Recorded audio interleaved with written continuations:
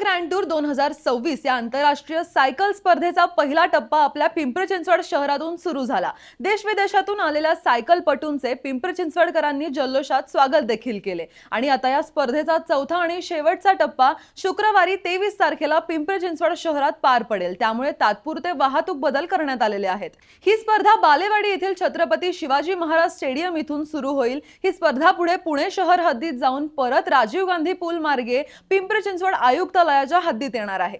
Pimpri Chinchwad police आयुक्तालयाच्या हद्दीत प्रवेश केल्यानंतर स्पर्धा सांगवी, वाकड, निगडी, त्रिवेणी नगर, भोसरी, चिखली, पिंपरी, काळेवाडी परिसरातून फिरून परत राजीव गांधी ब्रिज मार्गे पुणे शहर हद्दीत जाणार आहे। सदरची स्पर्धा सुरळीत व सुरक्षितपणे पार पडण्याकरिता तसेच नागरिकांची होणारी गैरसोय टाळण्यासाठी स्पर्धा मार्गावरील सर्व प्रकारच्या वाहनांना प्रवेश करण्यास मनाई करण्यात आलेली आहे। वाहतूक पर्यायी मार्गाने वळवण्यात येईल। स्पर्धेच्या मार्गावरील सांगवी, वाकड, रावेत, ताथवडे, पुनवळे, निगडी प्राधिकरण, इंद्रायणी नगर, चिंचवड MIDC, चिखली, काळेवाडी, भोसरी MIDC, यशवंतनगर, पिंपरी, त्रिवेणी नगर या परिसरातील सर्व शाळा या दुपारी 12 वाजेपर्यंत सुरू ठेवाव्यात अशी सूचना जिल्हाधिकारी जितेंद्र डुडी यांनी जारी केली आहे। तर पिंपरी चिंचवडकरांनो, हा चौथा टप्पा पार पडत असताना आपण या देश विदेशातील खेळाडूंना निरोपही देणार आहोत।